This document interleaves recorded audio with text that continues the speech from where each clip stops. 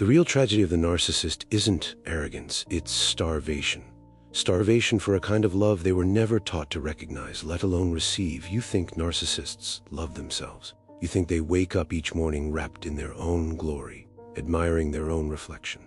But the truth is far stranger and far sadder. Today we step inside the kingdom they built out of broken mirrors and borrowed applause, where every throne hides a wound and every smile masks a scream. Carl Jung once said, "The persona is that which in reality one is not, but which oneself and others think one is." The narcissist doesn't simply wear a mask. Over time, the mask consumes the face beneath it, and what remains isn't confidence. It's a hollow performance, repeated so often that even the performer forgets it's a play. Beneath that performance, a throne gleams under artificial light, but it is not the narcissist who sits there. It is the tyrant king. The tyrant king doesn't rule with wisdom or courage. He rules through fear, through fragile dominance, through desperate demands for loyalty. He needs your applause, not because he believes he deserves it, but because without it, he fears he will vow it. Every grandiose boast, every sudden withdrawal, every cutting remark, these are not signs of power. They are signs of panic. But the tyrant king is not the origin of the story. He is only the bodyguard. The true beginning lies further back, hidden behind the heavy curtains of memory. There, crouching unseen, is the child. A child who was loved conditionally, if at all. A child who learned that to reveal weakness was to risk annihilation. A child who made a devastating trade, authenticity for survival. Maybe you've met someone like this. Someone whose brilliance dazzles, but whose warmth never quite touches you. Someone whose strength is a little too brittle, whose victories taste a little too hollow. Or maybe in quieter moments you've caught a glimpse of it in yourself, the small betrayals of your real self, the subtle exchanges of truth for approval. The narcissist's mask was not born from vanity, it was born from hunger, a hunger so old it no longer even remembers what it's reaching for. Every time the king demands loyalty, every time the magician spins another story, every time the mask demands another sacrifice, it is not to celebrate strength, it is to protect a child who still believes that if he is not admired, he will be abandoned. And so, the show goes on, not because they are proud, but because they are terrified.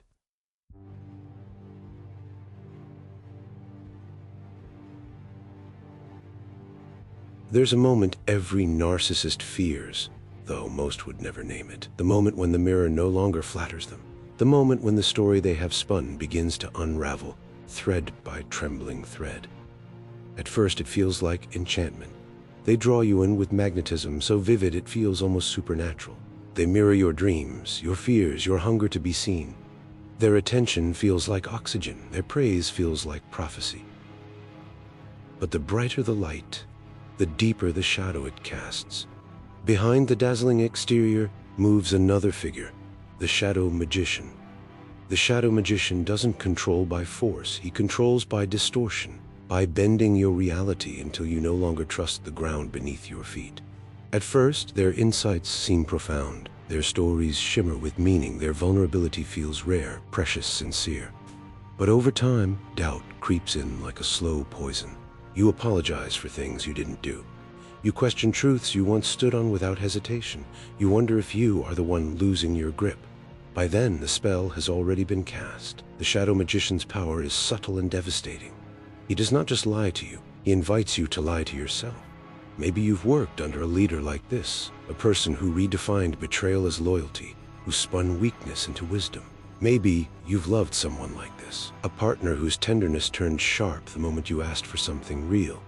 Maybe you've recognized it in yourself, the temptation to craft the narrative a little too carefully, to hide the vulnerable truths behind a more beautiful story. The shadow magician weaves these illusions not out of malice, but out of terror. Terror that if the truth were ever fully seen, it would reveal not just imperfection, but emptiness, that, without the illusion, there would be nothing left at all. And so the stories get tighter, the mirrors get more distorted, the web thickens until even the magician forgets where the truth once lived. But there is one thing that no amount of spinning can erase, no amount of applause can drown out, no amount of charm can silence. The mirror, it waits, patient, still, unimpressed by stories, unafraid of illusions. And when the day comes, and it always comes, when the last story falters, when the last applause fades and the last admirer walks away, the mirror will still be there, and it will tell the truth, not out of cruelty, but because that, in the end, is what sets the soul free.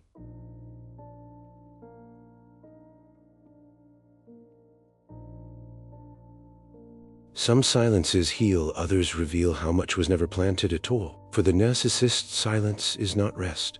It is danger. It is the collapse of a stage that must always be lit, always be admired, always be applauded. Without the noise, without the audience, something unbearable surfaces. The absence of the lover, the absence of the caregiver, the parts of the human soul that make love more than transaction, that make empathy more than strategy. In the narcissist, these archetypes lie dormant, buried beneath years of survival, masquerading as connection. They can imitate care with extraordinary precision. They can offer gestures that for a moment almost feel real. But when true intimacy demands their presence, when real, messy, vulnerable love asks them to step off the stage and sit in the discomfort of another's world, they freeze, or they run, or they turn cold, not because they do not want to love, but because they were never taught how to survive it. Their world is constructed entirely of reflections. You are loved when you admire. You are needed when you affirm. You are seen only when you serve the image they must maintain. Ask for something deeper, real empathy, real reciprocity, and you threaten to expose the empty throne they desperately protect, and so they retreat. Not because your need is wrong, but because their inner world has no bridge to meet it. Maybe you have loved someone like this, someone who made grand promises, built perfect futures in your mind only to vanish when you needed them to stay. Maybe you have stood in a garden like this, lush with imitation, stunning in appearance, yet eerily hollow the moment you tried to breathe its air. Or maybe, in your own quiet hours, you felt the fear of being asked for a tenderness you had long ago boarded up and buried. The narcissist does not reject love because they are proud. They reject it because real love demands presence, and presence demands the abandonment of the mask.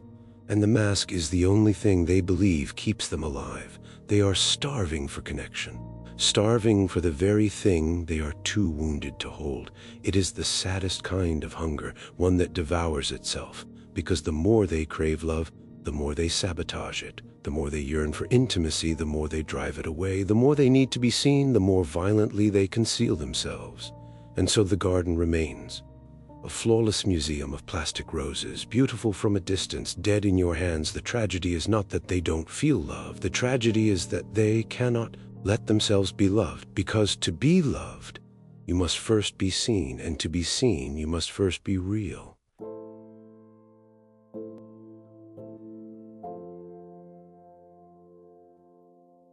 There's a question every narcissist spends their life running from. What if the mask falls and no one loves what's underneath? The mirror waits with unbearable patience. It does not flatter, it does not bargain, it simply reflects, and in that reflection something shatters, not because the image is grotesque, but because it is real, because it reveals not the tyrant, not the magician, not the grand performer, but the child who was taught that being ordinary meant being invisible, the child who learned that showing fear meant earning shame, the child who came to believe that the only safe way to exist was to become who others needed them to be and to erase who they truly were. The tyrant king is a fortress. The shadow magician is a labyrinth, but at the center, there is no monster. There is only an abandoned boy, barefoot among broken glass, trying to piece together an identity from the shards. Maybe you've caught glimpses of this moment in someone else, or maybe in yourself. That split second where the performance falters and for a heartbeat something achingly human flickers through. A look of lostness, a flash of terror, a tremble too quick to catch unless you're looking for it. The narcissist does not fear losing power, they fear losing the illusion that they were ever lovable without it. And so they cling to the story. They polish the crown. They sharpen the illusions. They silence the child inside with more noise, more conquest, more applause. But no amount of performance can heal a wound that demands presence. No amount of adoration can fill a void that was shaped not by lack of attention, but by the absence of unconditional love. And the longer they run, the more brittle the mask becomes.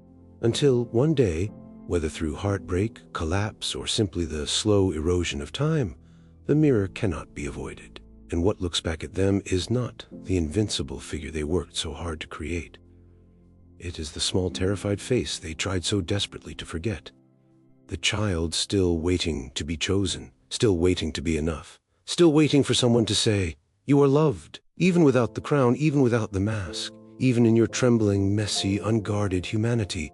You are loved. And maybe, just maybe, if the narcissist can find the courage to face that reflection without turning away, the healing can begin. Not with grand declarations, not with dazzling reinventions, but with a simple, shattering acceptance that the love they spent their life chasing was never outside the mirror. It was waiting inside it all along.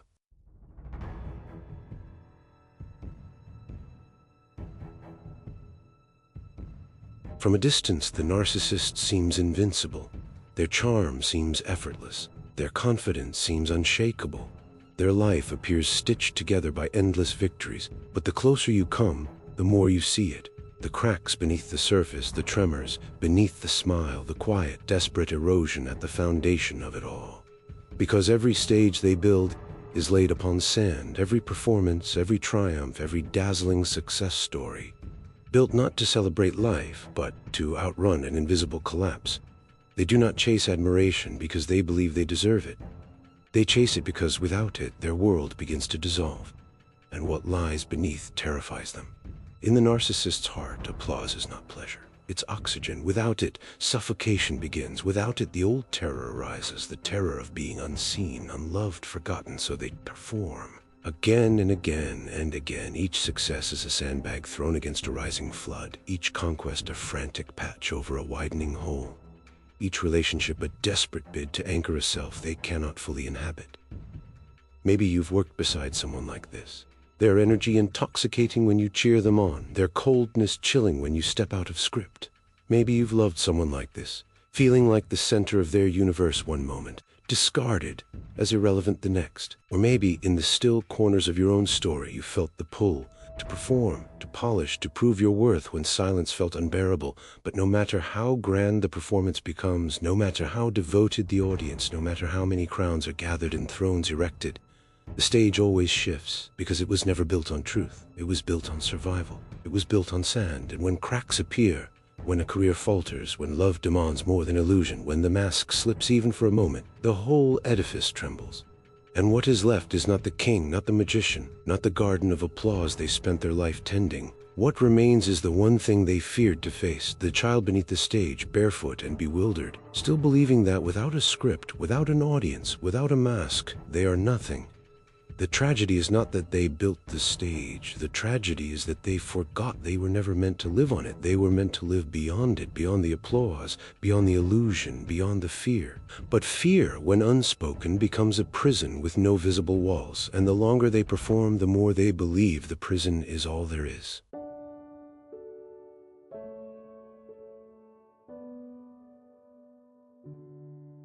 What if one day the running stopped? What if the stage lights flickered and died? The applause faded into silence, the mirrors shattered one by one, and in the ruins, there was no more script to follow, no more audience to impress, no more crown to defend. Just the stillness, just the truth. And what if in that unbearable stillness they finally looked, truly looked, and saw not the tyrant, not the magician, not the illusion, but the child who never needed the crown. The child who was worthy before the world convinced them otherwise. Carl Jung wrote that healing is not in becoming better masks, but in the courageous integration of the shadow, the parts of ourselves we were taught to fear, to despise, to exile. For the narcissist, that path is not paved with accolades. It is paved with grief, the grief of a life spent outrunning the very parts that could have made them whole. It means mourning the years traded for admiration. It means grieving the love they could not hold because they feared it would destroy them. It means sitting with the terror they spent decades masking with crowns and performances, and then quietly, without fanfare. It means beginning again, not as the king, not as the magician, not as the carefully crafted persona, but as something older than any role, any script, any throne, as the self. The one they abandoned, the one they feared was too broken to save. the one that against all odds waited. Maybe you've stood at that crossroads yourself. Maybe you have felt the mass cracking in your hands. Maybe you have wondered if anything real could survive after the performance ended. And here is the truth. It can. It does. It waits beyond the crown, beyond the mirrors, beyond the applause. There is a garden waiting to be grown, a life waiting to be lived, a love waiting to be remembered. It will not adore you for your victories. It will not worship you for your brilliance. It will not beg you to stay.